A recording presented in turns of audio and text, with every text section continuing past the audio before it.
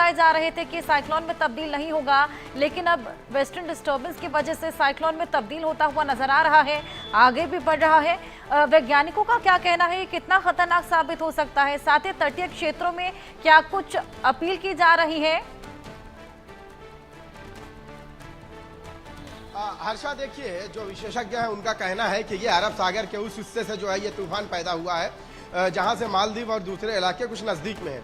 वहां से चूंकि जब ये होगा तो मुंबई में, सिर्फ मुंबई नहीं बल्कि महाराष्ट्र के जितने भी तटवर्ती क्षेत्र हैं, खासकर कोकण का जिक्र किया गया है, कोकण और दूसरा उड़ीसा, इन सारे इलाकों में जो है तबाही पैदा हो सकती है, नुकसानात हो सकते हैं। तो इसलिए तटवर्ती क्षेत्र में जो है जो सुरक्षा के बेहतर इंतजाम किए गए हैं और तटवर्ती क्षेत्र में जो है मना भी किया गया है मौसम विभाग की तरफ से कि कहीं ऐसा ना हो कि इस तूफान की जद में अगर आप समुद्र तट पर जाते हैं उन इलाकों में और अगर वो जद में आते हैं तो आपको जो है जानी या माली नुकसान हो सके का सामना करना पड़ सकता है। यही वजह है कि मौसम विभाग ने जो है इस बात को लेकर अलर्ट भी जारी किया है। लेकिन इसका ज्यादा असर जो आपको मैं बता दूं, सबसे ज्यादा असर जो है मध्य प्रदेश में देखने को मिलेगा।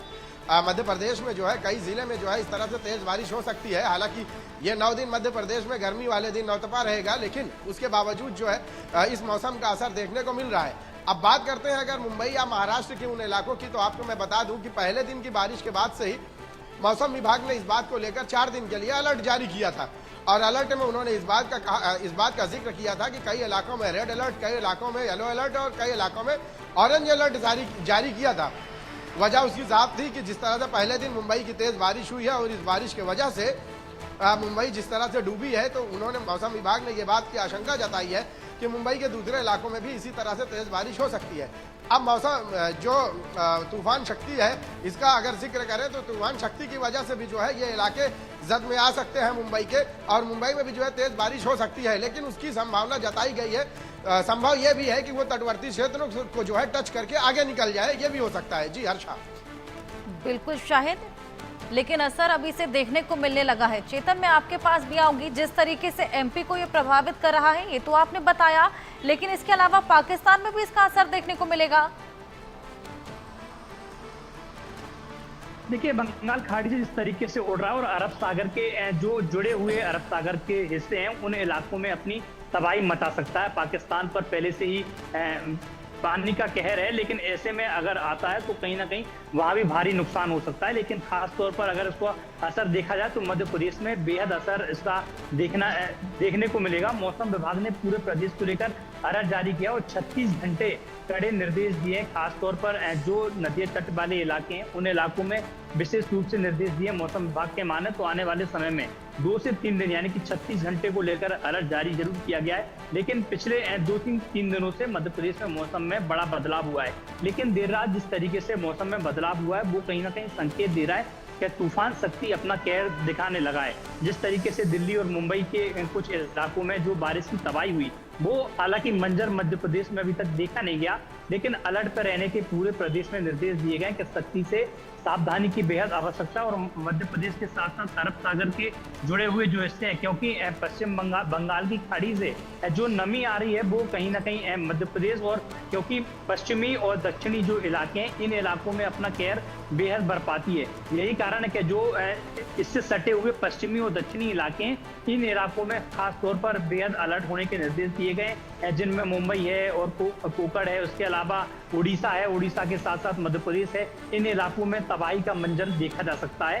हालांकि देर रात जिस तरीके से जब मौसम में परिवर्तन हुआ और तेज आंधी चली, तूफान चली, लेकिन वो आधे घंटे देखने लायक थे। जिस तरीके से लगभग 9:30 से 10 बजे के बीच जो देर रात बारिश हुई, उस बारिश की कल्पना मध्य प्रदेश के लोगों ने नहीं की थी कि इस तेज रफ्तार के साथ बारिश आएगी। क्योंकि मध्य प्रदेश में अगर हम मौसम की बात करें तो मध्य प्रदेश में अमूमन देखा जाता है तो प्री मानसून लगभग 15 जून तक आता है, लेकिन 15 जून से पहले ये बेमौसमी बारिश हो रही थी, तो इसको माना जा रहा था कि ऐसे ही बारिश कई बार बेमौसमी बारिश हो जाती है। लेकिन अब कहीं ना कहीं मध्य प्रदेश के लोगों को और मध्य प्रदेश के विभाग को ये पता चल गया कि शक्ति का कहर मध्य प्रदेश में देखने को मिल रहा है।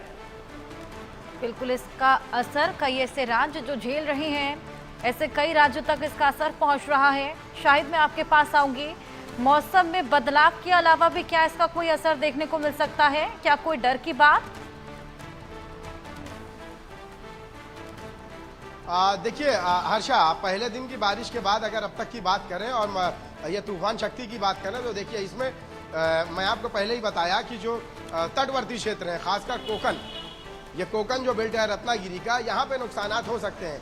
मुंबई भी तटवर्ती क्षेत्र है, लेकिन ऐसा गुमान या ऐसा अंदाज़ा लगाया जा रहा था कि इन इलाकों में जो है असर हल्का देखने को मिल सकता है, लेकिन कोकण क्षेत्र में इसका नुकसान ज़्यादा देखने को मिल सकता है। वहीं दूसरी तरफ अगर बात करें, जिस तरह से गैर मौसमी बारिश की वजह से मुंबई में एक दिन पहले जो हालात रहे हैं, वो हालात अगर थमते नहीं तो हो सकता है कि इस तूफान की जद में जो है नुकसानात का ज़्यादा सामना करना पड़ सकता था। लेकिन आज की मैं बात करूं और कल की भी बात करूं तो बारिश का जो ये सिलसिला था वो थम सा गया है, हल्की बूंदाबांदी हुई है। और आज की बात करें तो आज भी कुछ ऐसे ही हालात है, यानी जो एक दिन पहले के हालात थे, 2 दिन पहले के हालात थे, वो नहीं है।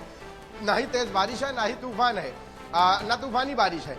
तो इस तरह से हम ये कह सकते हैं कि अगर जो है ये बारिश कंटिन्यू होती है, लगातार इसी तरह से होती है, इसी तरह से अगर तेज़ हवाओं के साथ, जैसे कि परसों मुंबई में जो है देखने को मिला है, और मुंबई पूरी जो है बारिश की वजह से जो है जलमग्न हो गई थी, अगर वैसे ही हालात होते तो हो सकता है कि शक्ति तूफान का भी असर जो है इसमें समावेश होता और इसकी वजह से जो है भारी नुकसानात का सामना करना पड़ सकता था। लेकिन जो मौसम विशेषज्ञ हैं उन्होंने ये भी बताया है कि मराठवाड़ा इलाके में जो है लो प्रेशर के चलते जो है मुंबई में ये जो है गैर मौसमी जो बारिश हुई है वो लो प्रेशर की वजह से हुई है, जो तकरीबन अब खत्म हो गया है। तो अब जो है जो रूटीन है वो हो जाएगा, और जो मानसून आने वाला है उस मानसून की वजह से जो है अब जो बारिश होगी वो उसके तहत होगी। तो शक्ति तूफान का अगर असर ज़्यादा होता, तो अगर ये कंटिन्यू होता, यानी ये तेज़ बारिश यहाँ लगातार होती इसी तरह से, तो उसका असर ज़्यादा देखने को मिलता। लेकिन अब चूंकि ये पूरी तरह से रुक सी गई है और हल्की बूंदाबांदी है, तो हो सकता है कि तटवर्ती क्षेत्र में असर तो दिखाई देगा, लेकिन वो उस स्तर का नहीं होगा जितनी ये कल्पना की जा सकती थी। बिल्कुल बिल्कुल शाहिद, दहशत का माहौल